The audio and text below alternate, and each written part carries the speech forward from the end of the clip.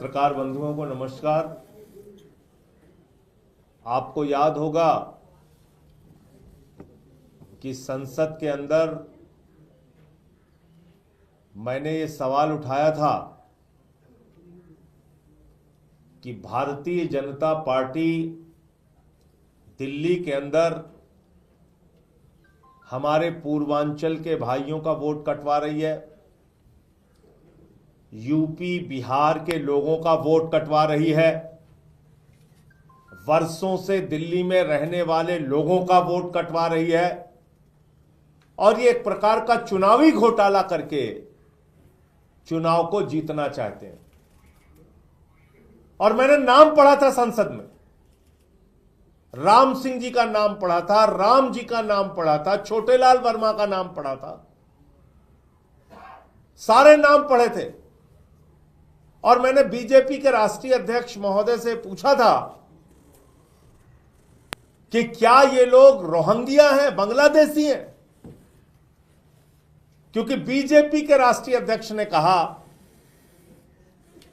हम बांग्लादेशियों का नाम कटवा रहे हैं, रोहिंग्याओं का नाम कटवा रहे हैं, पूर्वांचलियों का नाम कटवा रहे हैं।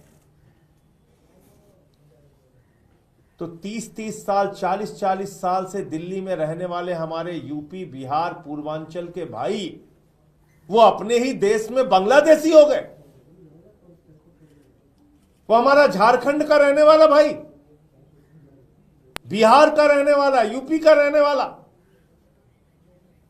हम अपने ही देश में रोहिंग्या हो गए।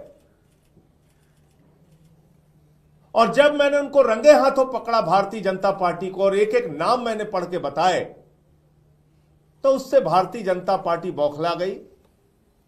और आपने देखा होगा कि उसके बाद पूरे दिल्ली में इन्होंने एक अभियान चला दिया नाम कटवाने का। और इन्होंने कहा कि संजय सिंह को भी अब सबक सिखाना है। यह बहुत बोलता है, पूर्वांचलियों के हक में बोलता है, यूपी बिहार वालों के हक में बोलता है, इसको ही सबक सिखाओ पहले।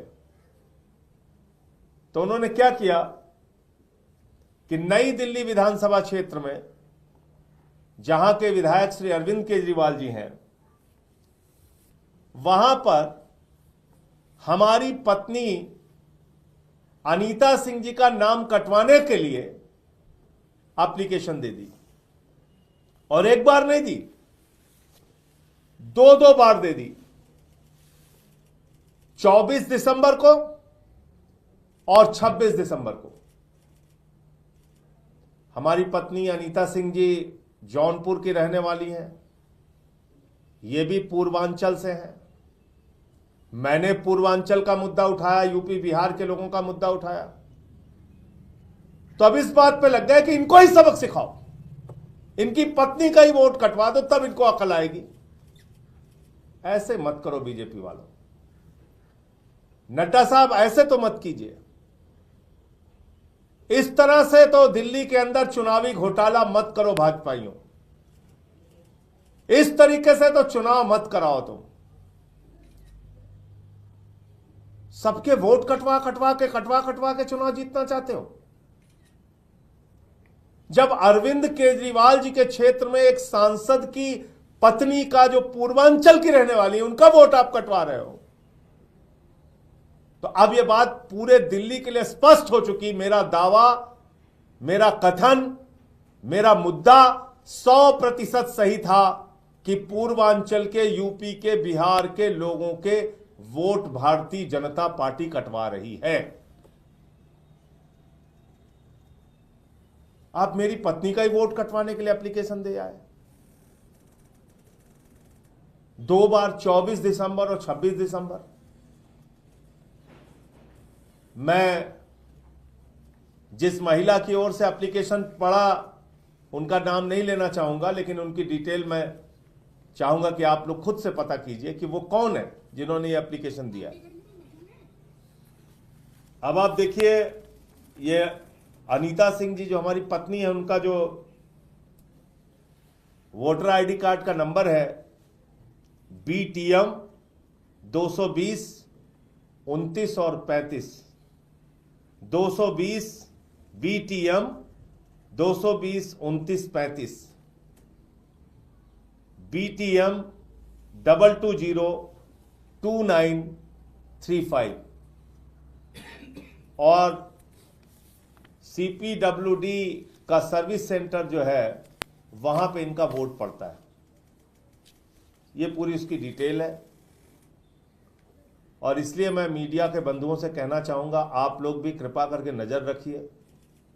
दिल्ली में ये लोग बड़ा चुनावी घोटाला करना चाहते हैं।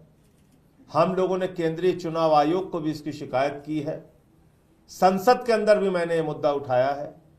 श्री अरविंद केजरीवाल जी के साथ मिलकर जाके हम लोगों ने चुनाव आयोग को भी कहा है, लेकिन अपनी हरकतों से बीजेपी बाज नहीं आ रही है और वोट कटवाने के अभियान में लगातार जुटी हुई है। तो मैं देश के मीडिया बंधुओं से, आप लोगों से भी हाथ जोड़ के निवेदन करूंगा कि जो प्रयोग इन्होंने महाराष्ट्र के अंदर किया, हरियाणा के अंदर किया, उसी चोर दरवाजे से वोट कटवा के चुनाव जीतने की भारतीय जनता पार्टी की मुहिम को विफल करना है और इसमें सच्चाई आपको दिखाने की आपसे अपील कर रहा हूं। मैं जो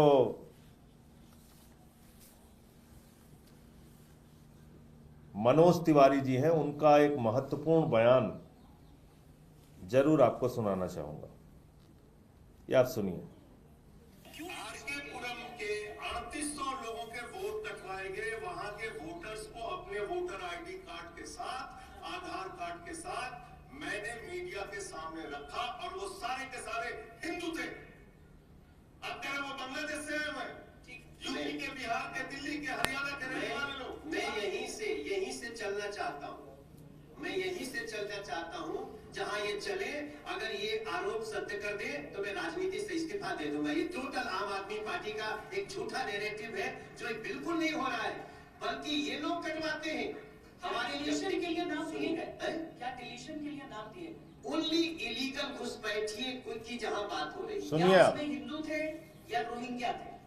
केवल रोहिंग्या और बांग्लादेशी लोगों को जिन नामों का ये जिक्र कर रहे हैं वो नाम कौन? ये तो देखो संजय जी अरविंद केजरीवाल जी के वो राजनीति से इस्तीफा देने के बाद हम आपको बोल मैं भी राजनीति से इस्तीफा दे दूंगा। हाँ आप चलिए, मैं कह रहा हूँ खुलेआम, मैं तुरंत इस्तीफा दे दूंगा। अगर आप गलत साबित एकदम गलत साबित हुआ तो। 3800 लोगों के वोट कराने के लिए इन्होंने एप्लीकेशन दिया जिसमें हिंदू है ना। अगर हिंदू है तो उनका नहीं करना चाहिए।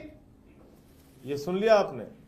ये मनोज तिवारी जी भारतीय जनता पार्टी के जो सांसद हैं वो कह रहे हैं कि जिसका एप्लीकेशन दे रहे हैं, जिनका नाम कटवाने के लिए हम लोग अभियान चला रहे हैं भारतीय जनता पार्टी की ओर से, वो घुसपैठियां हैं, रोहिंग्या हैं, बांग्लादेशी हैं। और मैं चिल्ला चिल्ला के कह रहा हूं कि वो हिंदू हैं, यहीं के रहने वाले हैं, यूपी बिहार पूर्वांचल के लोग हैं।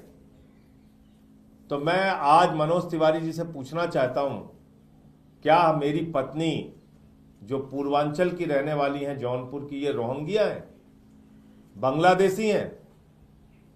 कैसे इनका नाम कटवाने के लिए एप्लीकेशन पड़ी? कैसे पड़ी एप्लीकेशन? तो इसलिए भारतीय जनता पार्टी पूरी तरीके से दिल्ली में चुनाव हार रही है। इसलिए सारे गलत हथकंडे अपना के वो चाहते हैं चोर दरवाजे से घोटाला करके चुनाव जीतना। और इस बात से, इस घटना ने बीजेपी को बेनकाब किया है और मैं समझता हूं कि चुनाव आयोग भी इस बात का संज्ञान लेगा कि ऐसे जो बड़े पैमाने पे वोट कटवाने की कोशिश की जा रही है और टारगेट करके आम आदमी पार्टी के वोटर्स को कटवाया जा रहा है। अब आप समझ सकते हैं कि जब मेरी पत्नी का ही वोट कटवाने के लिए एप्लीकेशन पड़ रही है तो इसका मतलब कि आम आदमी पार्टी के वोटर्स को टारगेट करके पूरे दिल्ली में वोट कटवाया जा रहा है। आपके कोई प्रश्न हो आप पूछ सकते हैं। सर, आपको ये कैसे पता चला कि इनका वोट कटवाने की एप्लीकेशन दी गई है? दूसरा कि इसके पीछे बीजेपी है, इसका कैसे पता चला कि कौन है? देखिए, इस पूरे अभियान में भारतीय जनता पार्टी के कितने कितने लोगों ने एप्लीकेशन कहां कहां दी है उसकी भी डिटेल हम आपके सामने रख चुके हैं। इसलिए मैंने कहा कि जिन्होंने एप्लीकेशन दिया है मैं उनका नाम आपके सामने नहीं लूंगा, मेरी पुख्ता जानकारी है, 100% जानकारी है कि 24 दिसंबर और 26 दिसंबर को एप्लीकेशन दी गई वोट कटवाने के लिए, जिसमें अनीता सिंह जी का नाम है, जिनकी डिटेल मैंने आपके सामने पढ़ के बता दिया। और जिन्होंने एप्लीकेशन दी है, थोड़ा आप लोग भी मेहनत कीजिए, पता कीजिए कहाँ की हैं, कब, क्यों। भाई जब ये वहाँ रह रही हैं, आप लोग भी आते हैं मीडिया से कभी बाइट लेने, आप देखते होंगे पत्नी वहाँ रह रही है हमारी, तो फिर इनका नाम कटवाने के लिए एप्लीकेशन क्यों पड़ गई? ये तो सवाल बनता है। और किसने दे दिया एप्लीकेशन? बेवजह क्यों कोई देगा? क्या इंटरेस्ट है किसी का? किसी गैर राजनीतिक व्यक्ति का मैं बड़ी विनम्रता से पूछना चाहता हूं, किसी भी गैर राजनीतिक व्यक्ति का इस बात से क्या मतलब है कि इनका वोट वहां है या नहीं है? उसका क्या फायदा है? क्या फायदा है उसका? तो भारतीय जनता पार्टी तो अभियान चला रही है। हम तो तुगलकाबाद के बूथ नंबर 117 का हमने डिटेल दिया था, शायद 117 या 115, जहां पे कुल 1300 वोट है, और बीजेपी के कार्यकर्ताओं ने 554 वोट कटवाने के लिए एप्लीकेशन दे दी। तो ये अजीब बात है। कहीं 11,000 सहदरा में दे रहे हैं, कहीं कुछ दे रहे हैं, कहीं हजारों हजार नाम कटवाने के लिए आप एप्लीकेशन दे रहे हैं। अब अगर हम लोग सजग ना रहें तो आप तो हमारे घर के ही वोट कटवा देंगे। धन्यवाद। चुनाव में भी क्या इन्होंने यहीं पे वोट डाला था और जाके उसी जगह पे नई दिल्ली विधानसभा में ही वोट डाला था। सर, हरदीप पुरी का बयान आया, वो कह रहे हैं कि बांग्लादेशी रोहिंग्या को लेकर अरविंद केजरीवाल ने खुद ही आपत्ति दर्ज की थी। आप उनको अगर हटा रहे हैं, उनके वोटर लिस्ट से नाम हटवा रहे हैं, तो मैं तो पूछ रहा हूँ भाई, ये इनका नाम अनीता सिंह है, जौनपुर की रहने वाली है, मेरी पत्नी है। हरदीप पुरी जी से पूछ के मेरी मदद कीजिए कि ये बांग्लादेश से हैं कि रोहिंग्या हैं, ये क्या है, बता दीजिए। और वो जो नाम मैंने पढ़ा था, राम सिंह, राम, छोटेलाल वर्मा, वो सब रोहिंग्या हैं कि बांग्लादेशी हैं? क्यों ड्रामा कर रहे हैं लोग? एक्सपोज हो चुके हैं दिल्ली में भाजपाई, क्यों ड्रामा कर रहे हैं? और खुद हरदीप पुरी जी एक्सपोज हो चुके हैं। बक्करवाला ईडब्ल्यूएस कॉलोनी में तो हरदीप पुरी जी ने बसाया है रोहिंग्या और बांग्लादेशियों को। वो बता रहे थे यूएन की पॉलिसी है, 24 घंटे उनको पुलिस का प्रोटेक्शन है। मतलब अपने गुनाहों पे जश्न कैसे मनाना है, ये कोई भाजपाइयों से सीखे। गुनाह भी इनका कि 10 साल से घुसपैठिए हिंदुस्तान में आ रहे हैं, ये कुछ नहीं कर पाए बेचारे। जो कहते हैं हमारा सीना 56 इंची का है और 156 इंची का है और हम तो भगवान के अवतार हैं, इंसान है ही नहीं है। उनके राज में 10 साल से घुसपैठिया बांग्लादेशी सब त्रिपुरा, आसाम, बंगाल, झारखंड, बिहार, यूपी पार करके दिल्ली में आके रह भी गए और ये बेचारे कुछ नहीं कर पाए। एक बांग्लादेशी डिपोर्ट नहीं कर पाए आज तक। तो तुम्हारा गुनाह, तुम्हारा अपराध, तुम्हारा पाप, और खुद ही जश्न मना रहे हो उस पर। तो मतलब बेशर्मी देखिए कि उस पर बोलने की इनकी हिम्मत नहीं होनी चाहिए, बोल भी रहे हैं लोग। अब देखिए इनकी हालत।